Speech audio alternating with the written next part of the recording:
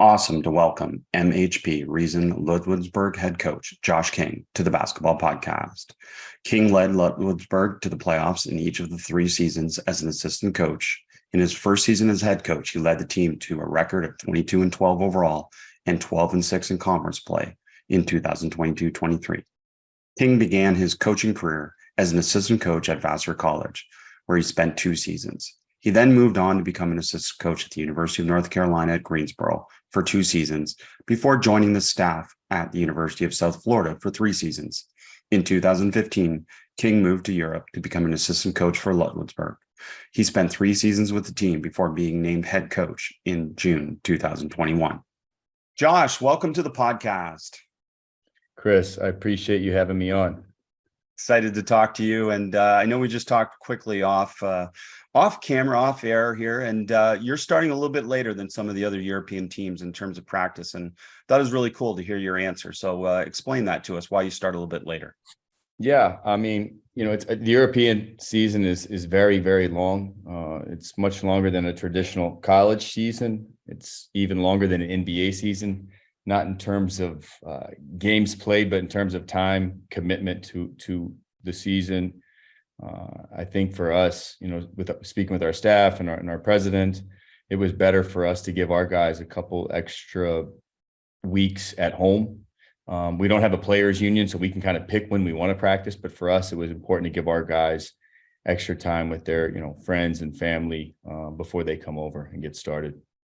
And since we're going into this kind of beginning part of your season where you first get the players there, fill us in a little bit. What are some of the things that happen when the players arrive and now you get them indoctrinated in terms of what you're going to do and how you're going to do it? Sure. Well, I think what most teams try to do over here is bring them over about a week before you start practice. So, that's obviously up to each individual team. But for us, we bring them in. We started to bring them in this past Monday. Today is Thursday. We'll start Friday. So most guys come in on Monday. So it gives them 3-4 days to get acclimated to the time change. They have to pass medical checks. Most guys are on, just 1-year contracts. So they have to pass medical checks, internal checks. And once they pass those and we get the okay, then they're able to practice. So the goal is to have everybody practice tomorrow. And I think we'll be able to do that. And then once we start practicing, we start basically building our foundation. It's just like, clearing land, clearing space to build a house. The house doesn't go up. You don't see the final product for a while. And who knows when the final product is, right, Chris? You want it to be not maybe at the beginning of the year, but you want it to be before the end of the year. And we'll start clearing our land and space tomorrow. And we got a good mix of guys. We've got 7 Americans and 6 Germans. All the Germans back from last year. So we got a good foundation, but we have to start building tomorrow. What's curious, I think, is in terms of your roster, you are the de facto general manager. So you have a good feel for who you're bringing in. But I'm curious at that level that you're coaching at, can you go into practice, your first practice, understanding what you're going to run?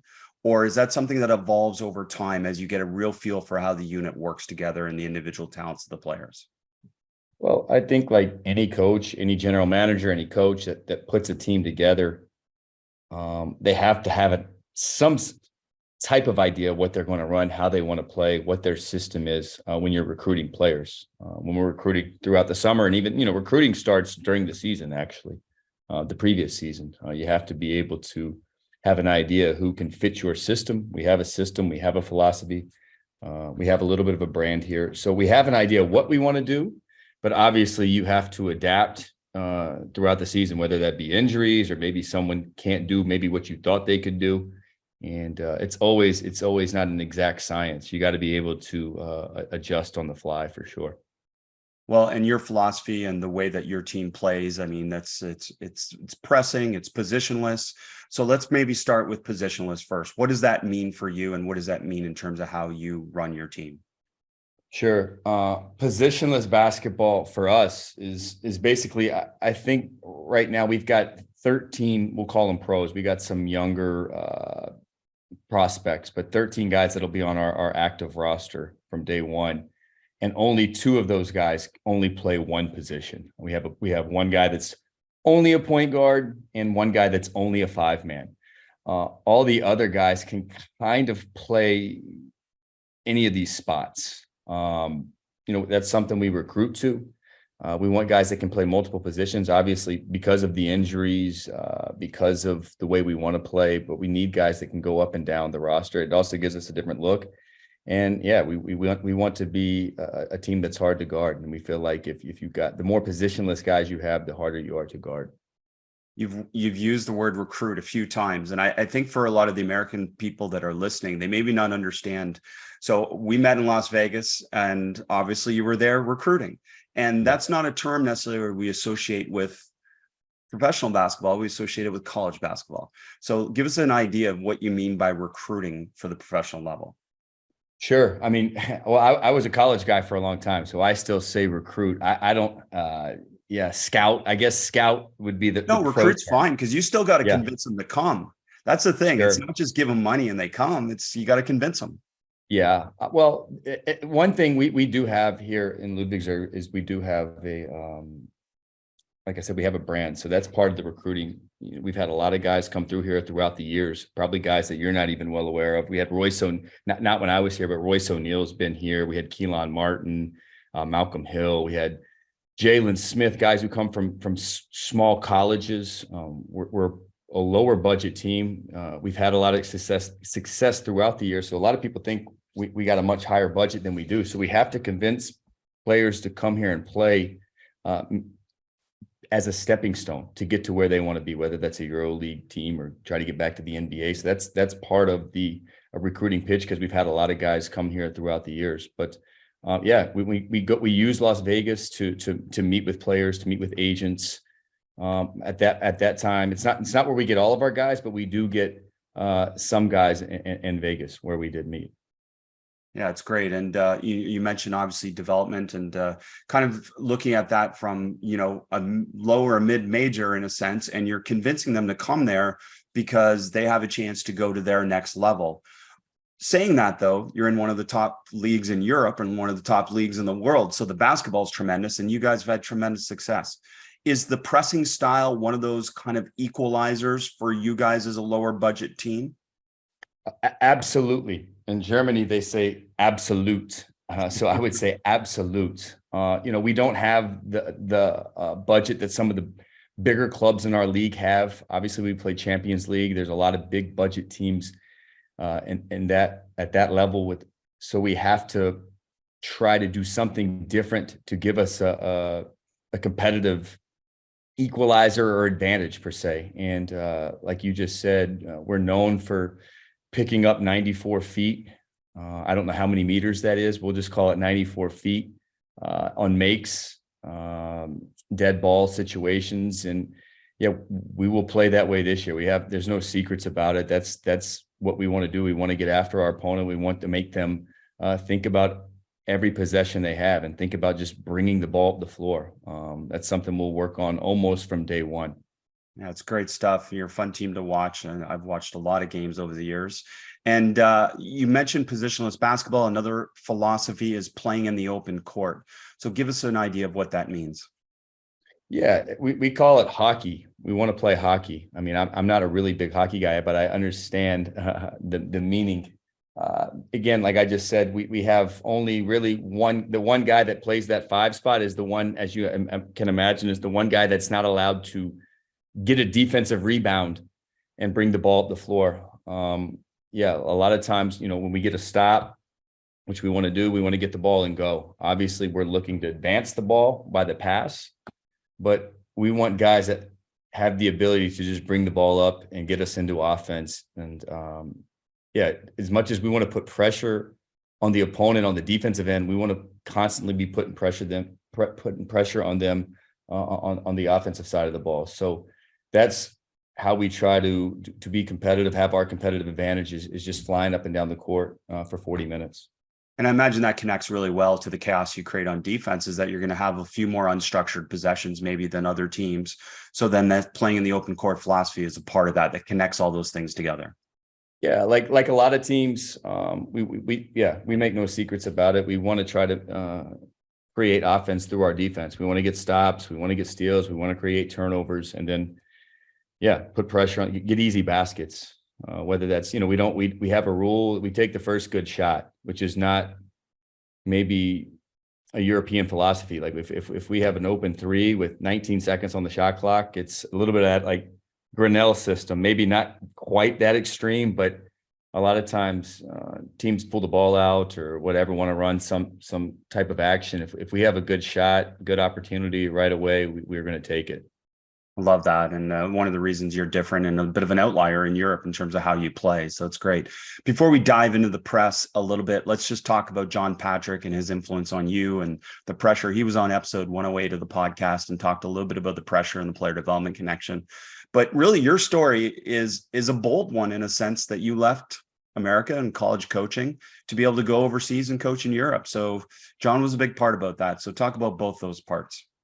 Yeah, I mean, first off, John, I was really, really fortunate to work under John for 3 seasons here in Ludwigsburg. I consider him obviously a mentor, but a friend. I think he's one of the best basketball coaches in the world, best basketball mind. I think if you look around Europe, I think a lot of teams are starting to try to play like he started in his times in Göttingen and then here in Ludwigsburg, small ball, fast paced. But yeah, I left. I was in college for about 10 seasons. A buddy of mine was working for John here in Ludwigsburg. I came over here during the playoffs, didn't know a lot about European basketball, fell in love with it right away. It was almost like, landing on Mars. Wanted to be a part of this. He had a job opening, oddly enough, a couple months later, asked me if I wanted to come here, and was fortunate enough to come here and be here for 3 years and learn under him, and now trying to, use a lot of the things I learned under him. Obviously, I have to be my own person, my own coach, my own philosophies, but using a lot of what I learned under him here in Ludwigsburg. Yeah, it's great to hear. And I'm so happy it's working out for you as well with some success there. And fill us in a little bit. Give us an overview of the pressing system, something that we don't often see at the professional level. Yeah.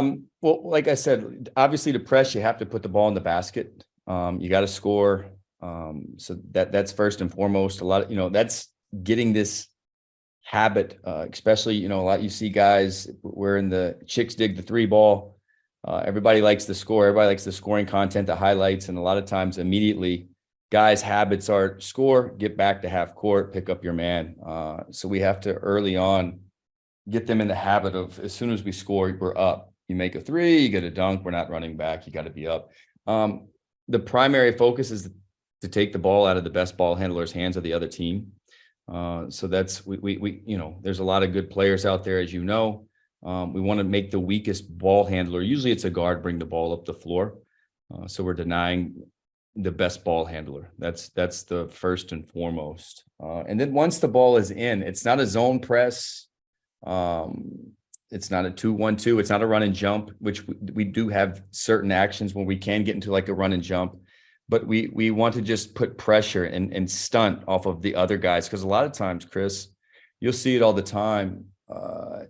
Dudes don't want to handle the ball against pressure. So the team gets the ball in and you'll see the other 3 guys on offense. They'll just turn their back and go. And we really just want to be solid on the ball. We don't want to get beat. We actually force the ball to the middle of the floor. We don't want to get beat up the sideline, but we force weak hand. No problem saying that. So we try to make guys, I've always been amazed too at this level of, you see guys that were really good college players, even pros, but they've never been forced to use their weak hand. And it's amazing to me. I'm amazed every year. Sometimes we don't even know it till we start scouting particular players. Guys really have problems. Say it's a heavy right-handed player. They literally can't dribble with their left hand. And that's something that we really try to do. Obviously, at some points we'll run and jump. If there's a big, a lot of times teams like to come set ball screens with their big guys. We'll hard hedge or trap or something like that with a big to try to get the ball out of the ball handler's hands and see if that 5-man can bring it over. But yeah, it's basically just disciplined pressure. over 40 minutes, and just it's wearing the opponent down. We want to try to, if you make them have to think about this for 40 minutes, we believe over time they're going to get tired of it. And sometimes we've seen it. Teams will just throw in the towel. We're sick of this. Lot to unpack there. Let's start with on the ball or off the ball. Is that dependent on where the best handler is? Correct. Like, let's say we make a free throw and we're on defense now.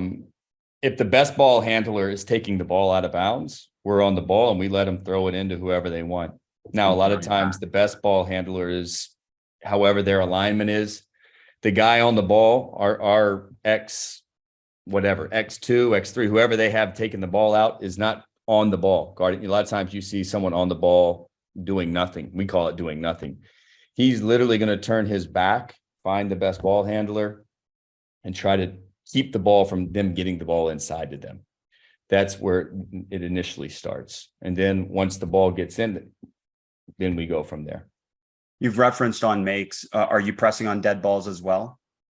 Yes. I mean, in theory, Chris, we want every time there's a dead ball or the ball is out of bounds on the baseline, we would like to take the ball out. Obviously, we would like to do this every game. Sometimes there is some scouting involved where we will get back and play in the half court, but ideally we want to be a full court pressure team constantly. From studying it over the years, I mean, it does seem like, again, you've said you do trap, but that's not the point. The point is to have constant pressure full court so that they have to make constant decisions. The trapping seems to be more opportunistic. Is that fair? That you reference people clear out and now you're coming back off of a trail trap type of trap, or they dribble into a situation where it's a trap. Is that more how the traps are happening?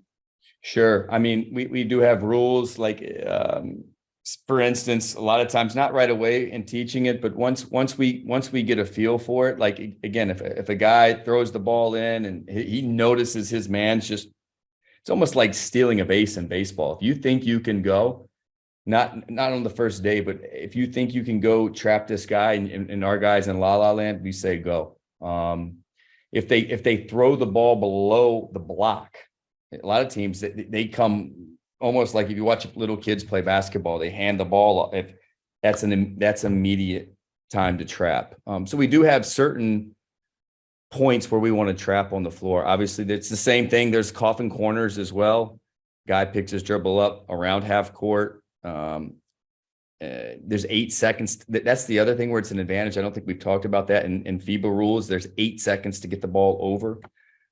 We'll get 1 or 2 turnovers a game just off of pressure because there's only 8. Guy fumbles the ball in the backcourt. They have trouble getting it in. Maybe they throw it to their 5 guy and he's panicking. So it's just a cheap way to steal some possessions. Love it. And you referenced forcing the ball middle. Can you explain the philosophy of forcing it middle? Because that might be a tendency to say, okay, we're forcing it to more space. So talk to us about the philosophy. Yeah, I mean, we feel like a lot of times guys can speed like they're fast going up the sideline. So if you push it to the middle, that's where there's more help. There's more help in the middle of the floor. There's less. It's almost like getting rejected going baseline. There's less help. Now you get into rotations.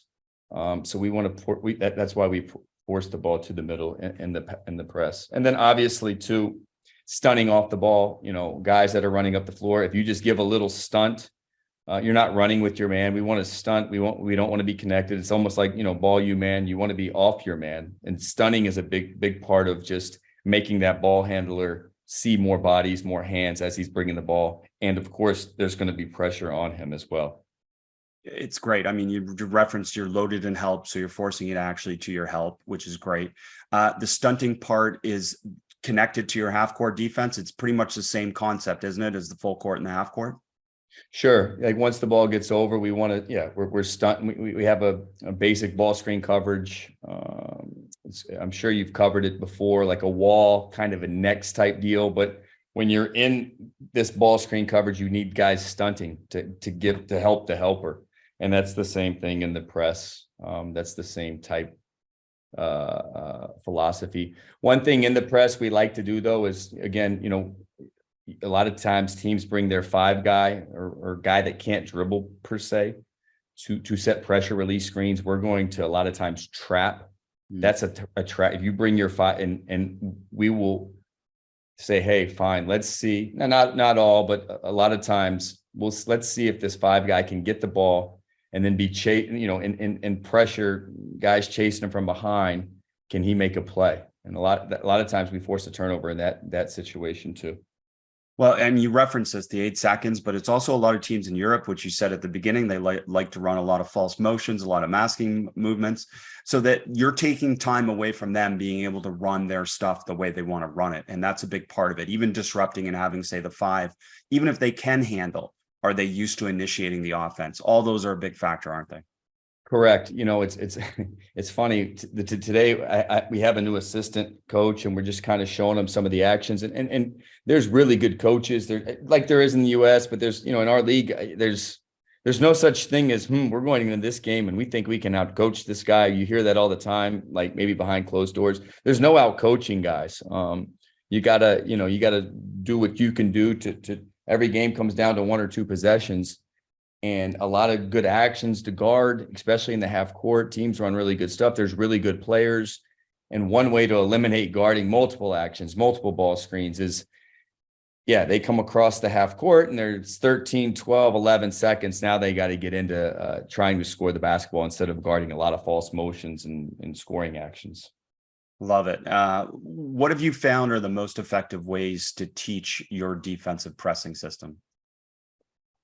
The most effective way is just holding guys accountable every day, repping it. Because listen, guys, now you say press. Guys like to press. I think they feed off of it. Once they get a turnover or 2, they see. But again, it's habits of just being disciplined. Guys want to go for steals. That's something starting tomorrow. We'll do zigzags just to get guys used to guarding on the ball.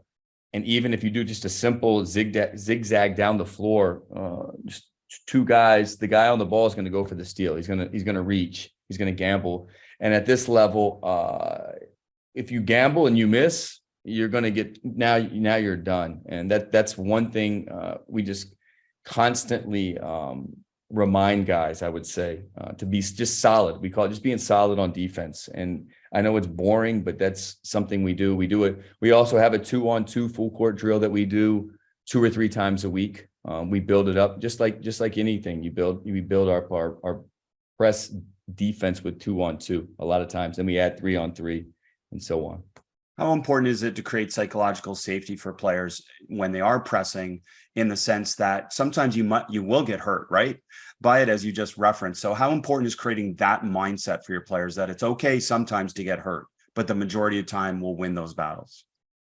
Yeah, I mean, again, it's if you mean by being hurt, like going for a steal and it hurts you on the sometimes like if you're a player and you make a decision and the offense can make you wrong.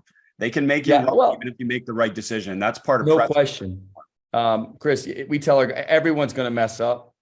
If you mess up, if you make a mistake, make it going hard, not indecisive. I mean, obviously, you can't keep messing up. You can't keep making mistakes. You can't keep being undisciplined. But if you do, go full speed. And that's something we do too. We go live every day with this. You can't just, as you know, want to play this way and never practice playing this way. And a lot of times it's stuff we do a lot of full court every day, just to get it in their minds, and starting tomorrow from practice number 1. What are some of the common mistakes players make with the press as you introduce it to them? Number 1, just going for not being solid on the ball, overrunning the ball. Trying to be too aggressive. I know it sounds counterintuitive, but guys sometimes are too aggressive in the press. Oh, we're pressing. No, it's a solid press. It's a almost, let's let the offense make the mistake instead of forcing them. Because, a lot of times we don't want to run and jump per se. You see in college, because that's the other thing. At our level, if most guards can see you coming to run and jump, you're going to get picked apart. So we can't let the ball handler or whoever's got the ball see us coming to run and jump. So sometimes guys are too aggressive, especially early on, but we want to be aggressive. You referenced obviously forcing middle, and you also referenced forcing weak hand. So a lot of tendency of really good teams is to try and inbound to that weak side of the floor so that they can get their player obviously in space, but obviously going to their dominant hand as well, which mostly would be right hand, right? So when they're on that weak side corner and they're being forced middle, they would be forced middle to their dominant hand. So when does the weak hand rule come into effect? Once you get them to the middle of the floor, you cut them off. Now, like once you have a middle, now we try to sit on that weak hand. You initially push them middle, and then once you get them squared up, now we're gonna play them. We're gonna sit on that weak hand. Love that. That's such an important cue, for coaches to understand, is that yes, you're forcing middle, but at what point now are you controlling that weak hand? And then does that weak hand defense extend into the half court? Do you force weak hand in the half court? Yes, not on day one. On day one, we have a basic coverage we want to teach, but yes, in theory, we would like to force guys to their weak hand. Again, in the half court, we talked about it today as a staff. Guards are really good nowadays, especially going to their strong hand. But if you can keep them going to their weak hand, they get less effective. Doesn't mean you can just give them wide open driving lanes, but if you can keep them going to their weak hand, they're less likely to score and less likely to make passes. Just like they're better going to their strong hand to score, they're better usually going to their strong hand to make passes for others as well. So that's another reason why you want to keep guys to their weak hand. Love this. And, it's fun at that level. I'm sure you can make a lot of little different tweaks to be able to make it more effective against certain teams. You already referenced the best ball handler and how you adapt to that. What are some other things that you would adapt to based on the strengths and weaknesses of your opponent? Yeah, I mean, once you get, weak hand also goes towards or goes for guys in the post. Not too many teams play through the post anymore, but it's not just for point guards. We want to make, and it sounds simple, but I watch a lot of basketball, as do you. If you can force guys to do what they don't want to do and don't allow them, of course they're going to get to it at some point during the game, but not allowing them to do what they want to do consistently through 40 minutes, then I think the odds of you winning a game are high. Obviously, we tell our guys all the time, say you're playing against a good mismatch guy that's got a good right hook. Okay, don't let him make it. If he makes it with his left, that's on us. But that's something in the half court we work on as well. It's not just for guards, it's for everybody.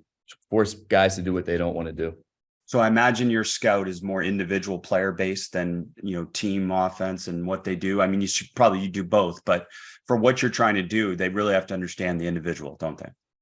Correct. I mean, again, to try, like you said, we're playing, we play against a lot of high level teams over here. Obviously in our league, there's 2 EuroLeague teams, Euro Cup. I mean, we're a Champions League team, but to give us an advantage, we want to try to take them out of their actions as much as possible, and just disrupt. It's just disruption with discipline for 40 minutes.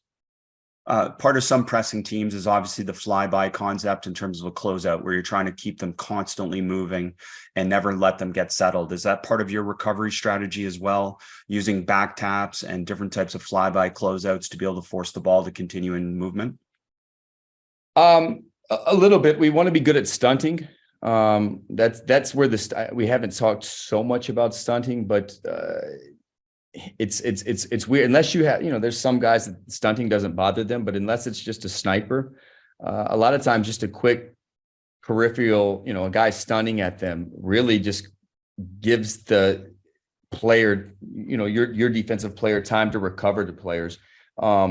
We try not to do flyby because then that just gets you into rotations. I know that's we want to try to shut down everything, but a lot of times if you fly by guys or maybe if it's a guy that can really, really shoot it, but if you're flying by a guy that's 35% shooter, now he's forcing help, kicking out, and now somebody's going to end up, the ball's going to get back to that guy that you just flew by. That's our philosophy. So we try not to just run guys off of the line, if that makes sense.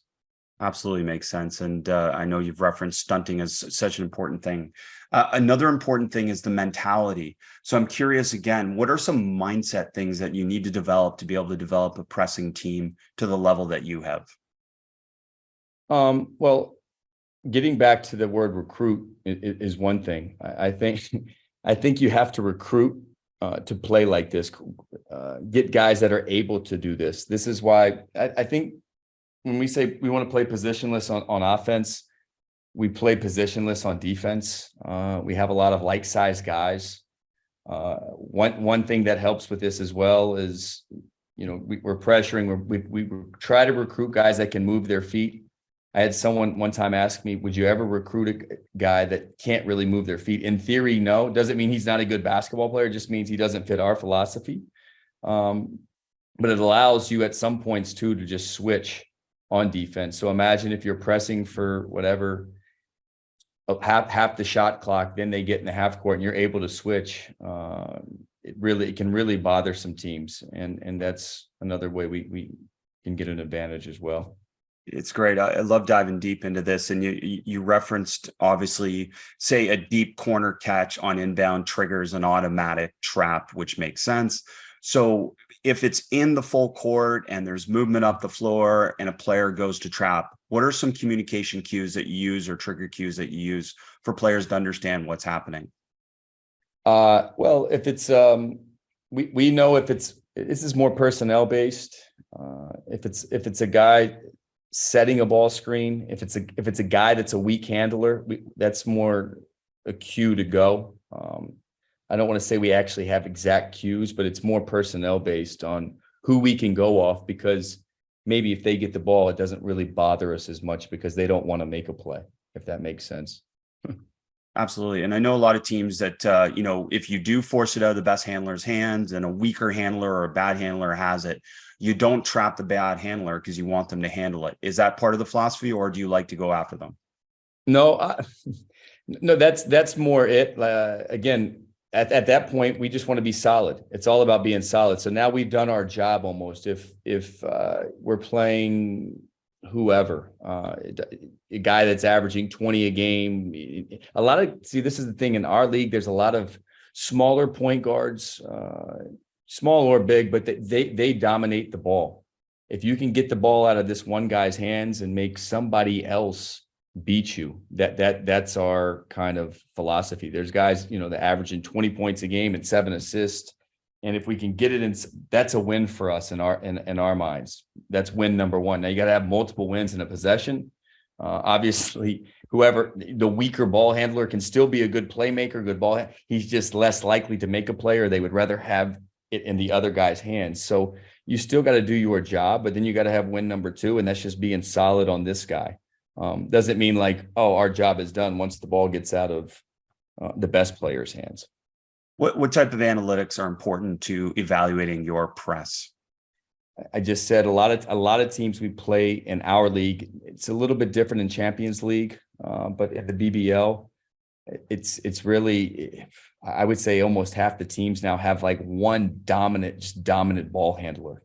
And our analytics is don't let that guy bring the ball up the floor, and we have a chance to be a lot more successful. So you're not charting deflections or anything specific relative to the pressure? We do chart deflections. Obviously, the more deflections, the more hands-on basketballs, tips, and stuff like that. Those are hustle plays. We do like to chart stuff like this, but we would rather, instead of charting this, we would just rather count how many times. I don't want to name names, but let's just call it best player doesn't bring the ball up the floor. That's more something we keep up. Yeah, and I'm just talking out loud with you, but I love that. That's such an effective kind of thing to be able to understand and chart for, your defense, because it's, again, a lot of people think a win in a press is a turnover, but it's not always a turnover. It's obviously these other factors, like non-best ball handler brings up the ball. That's a win. Sure. Hey, no question. That's win number one. You could almost say we do say this, we need 3 wins in a possession, especially when we're pressing. We need first win, best player doesn't bring the ball up the floor, best ball handler, playmaker. Win 2 is obviously get the ball under control, and then win 3 is finish the play with the possession with a stop.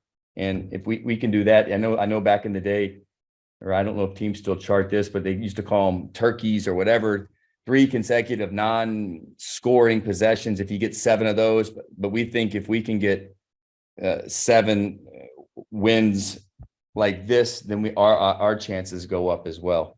I love that. That's such great connection to kind of the desired outcome of the possession. That's great. And then another part of pressing is obviously potentially fouling. So how do you mitigate the risk of fouls? Yeah, that's another interesting. You're gonna watch in the FIBA World Cup here in the next couple of weeks. You get 5 per quarter. A lot of times, after 5, the team gets. So if you foul 5 times with 7 minutes left to go in the quarter, every foul the team is going to the free throw line and shooting 2 free throws. Now, obviously, that's not good. You're getting in foul trouble, but it's really, when pressing, you want to be disciplined. You want to play without fouling when you can, but it's always great if there's a timeout or a dead ball and there's 4 minutes left to go in the quarter and you got 1 team foul. You can be extra aggressive at that point. And obviously you always want to use your fouls, which is something that you have to teach, especially Americans coming over and playing this style. They don't understand it sometimes. There's 2 team fouls and there's 2 minutes on the clock. Use a foul, especially if a team has a scoring opportunity, because the ball gets taken out and then they got to run offense again. So that's always something that you have to teach, especially in the preseason, especially amongst other things, young American players coming over to play for the first time. I love the nuances of FIBA. I mean, it just seems to make sense, doesn't it? It just some of those simple things, especially wiping out fouls after 10 minutes and starting anew. Yeah, no, I mean, it's a lot of I think players that come over that it's considered selfish and they don't understand it, but like not using a foul when you have team fouls to give, you got to teach them that like, that's okay. Obviously there's time and score and time and place for everything. But if it's early in the game, especially, you always see guys giving a foul and taking a foul, but that's something players have to learn to do.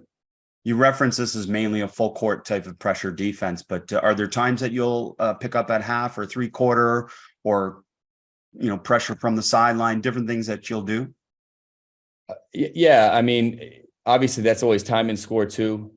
If you have somebody you need in the game or you're in foul trouble, maybe you're not as aggressive. In an ideal world, you're never in foul trouble and you always press, but there are times when, we back off a little bit. There are some teams that, they are pretty good against the press, and maybe not as good in the half court. It's always tough, as you know. If you can, every coach says it. I believe it's universal. If we can get back and let them play against our set defense, we're going to be okay. So there are times where we back it off, but not often. Can you connect for us the value of pressing and transition defense and how those 2 things go together?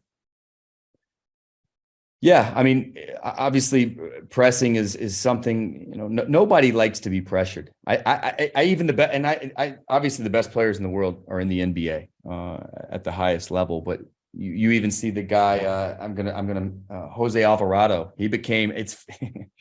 Jose Alvarado is a guy. Don't get me wrong, I love what he does. You see him bothering guys like Chris Paul, and they don't like it. But Jose Alvarado over here that's what we do. We try to disrupt. We try to get after guys. But yeah, it takes away from that transition defense. If you're not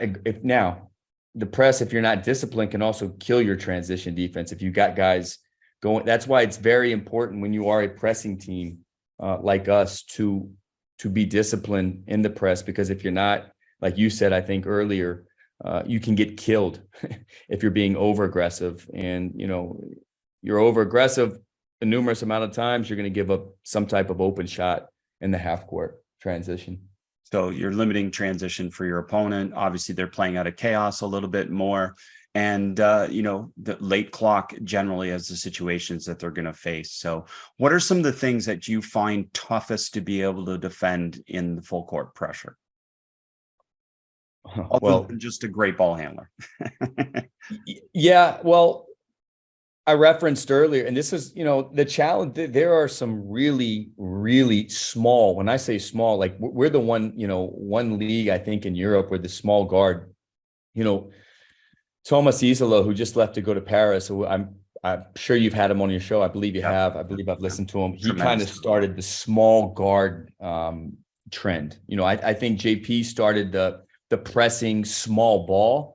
Thomas started the small guard trend over here. So now you got guards, Chris, that are just jets, guys that are 5'7", 5'8", and some of them are getting chances at EuroLeague now, and they're really tough to guard. I know it goes with that. Those guys that's sometimes when we back off a little bit, when you're asking, like, are there times when you back off? Yeah, if you play a guy that's as fast as some of the guys we play, like a TJ Shorts, or there's a guy that I know this year is going to be in our league. I don't want to name his name. He's coming from a smaller league. This guy is a freaking water bug. It's challenging. It's challenging when you play against just pure speed. But again, a lot of times, if you can get guys under control, get them in front of you, square them up, and then get them to their weak hand, a lot of these guards just have really, really big trouble. But playing against super fast guards, it's tough to press. Coach, I love all this pressing talk. I want to come back to something you referenced earlier, and that's the wall defense, ball screen defensive coverage. Can you explain that for us? So basically the wall, depending on, you're going to have to use your imagination here. So imagine you're going to a two-side ball screen. So you come down the floor, which is called a drag screen, and you're going to the two-side corner field on the ball side. Your wall would be, you got the X1 on the ball. You have your X5. We'll just say the ball screen is being set. Drag screen is being set by a center. Your wall ball screen defense is the guy guarding the next offensive player, usually out free throw line extended, but usually it's a little bit more spaced higher in Europe. So he's deterring the ball handler. Basically, the next ball screen defense is more what the Spanish do, where like the wall guy that I'm talking about right now will actually take the ball handler, and the guy on the ball will run to that opposite corner. And that's what you see a lot of Spanish teams do in the next ball screen defense, where we don't do that. And where stunting comes in, our wall guy is got to be up to the wall, up to the level of the ball screen, because if he's below the level of the ball screen, then he is doing nothing. He's actually not guarding his man, and he's not deterring the ball handler from getting downhill.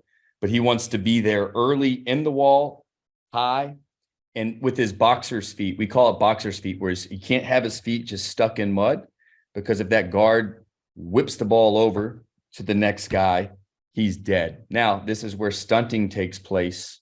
That guy that's guarding the guard in the two-side corner has to be able to stunt high and give the guy in the wall time to recover back to his man. And that's something we play against all year long. Teams do things to try to mess it up, and they do. There's really good coaches, and but it's something we also, we don't always play our wall ball screen coverage. We have to mix it up, because if you just constantly play this ball screen coverage, teams are going to just fry you. So you have to give them different looks, but that is our basic coverage. Awesome. And we've talked about stunting a lot. So give us an idea of kind of what you're teaching specifically in terms of the stunt. Is it, people sometimes say we want to avoid a two-way closeout, but I'm seeing a lot more in Europe, a lot more aggressive in terms of that initial attack to try and deter the ball or deter the movement. Yeah, well, in order to be a good stunner, you have to be in good position, Chris. Like if you're stunting, like for example, let's just stay with this picture just for the sake of it. You're coming down on the left-hand side of the floor, going to the two side. That stunt guy, let's just say the three man's in that far right corner. If he is too far over to the basket, and your wall guy is in the wall and they snap that ball quickly, well, then if he stunts, he's doing nothing because essentially he's too low. Stunting has to, your positioning has to be excellent. And the better positioning you have, the better stunter you're going to have. So I think a lot of times you have to make sure your positioning is good on defense, or your stunts are just like air. They're doing nothing. So in this particular pitcher, that X3 who's stunting, if he's not in the right position, well, two things can happen. We'll just call it the 4-man for all intents and purposes on offense. The 4-man can have a catch and shoot situation, or he has a catch and drive situation because he's so low. So this is where stunting becomes really important. But again, if he's not in good position, he could have an excellent stunt from the block and he's going to be doing nothing. Josh, I think you're uniquely positioned to give some advice to, American coaches in particular, Canadian coaches, whatever it may be, coaches not from Europe that go coach in Europe. And you've experienced it from, an assistant coach to a head coach's perspective. And I'm just wondering what advice you have to coaches that maybe are considering that. Yeah, I mean, first of all, Chris, I think for me personally, every person's different. Everybody has their own situation privately. But for me, I left college basketball because it was something I just felt like I wanted to do. It's been the best decision I've made in my professional career. I would do it all over again. But, coaching over in Europe is different. I tell a lot of my friends who ask, about it. It sounds good at the surface, but you're a little bit out on an island in Europe. I love it. Don't get me wrong. I love my job, but I think a lot of times in the US, coaches, you have a little bit more security. Guys are getting 5 and 6 year deals. It doesn't work that way over here. Again, I wouldn't deter anybody from coming over here. I think if you have the means to do it, coaching, as no matter where you're at in the world, it is very demanding, and there's not a lot of security, whether you're coaching in the US or in Asia. But in Europe, you really got to know what you're getting yourself into. But I would encourage anybody that loves basketball to come over here. I think it's basketball at its purest form. I mean, I enjoy watching college. I enjoy watching the NBA, but if you ask me which one I prefer watching, it's EuroLeague, high level European basketball all day, every day. I love that. I love your experience, in Europe and just in basketball in general. You have such a love for the game. And I got to ask, do you think your system of pressing could work in the NBA? It's an interesting question. It's hard to know for sure because no one's ever really done it. Obviously in the NBA, they have the 3 seconds in the half court, which is geared for the offense. I do think if I'm going to say it, recruited a specific way in the NBA, I think it could be done. Obviously there's really good players. There's the best players in the world are in the NBA, but I do think if you got the right guys and you sold them on pressing, again, I don't know if you're going to get James Harden pressing, the superstars pressing, but if you'd have to recruit and scout and have a specific type of roster to do it. But what do they always say? Basketball is basketball. And why not? I would love to see it. It would be a good project to see. It would be a lot of fun. And we're seeing more like diversity in terms of the half court zones and the different types of court pressure and different things like that from coaches like Nick Nurse and Eric Spoelstra and stuff. So someday we'll see it come back in the NBA. That'll be fun. Josh, I can't thank you enough. Just wonderful. It's awesome to hear about your journey, and thank you for sharing all your knowledge with us as well. Chris, awesome. Thanks for having me on. I really appreciate it.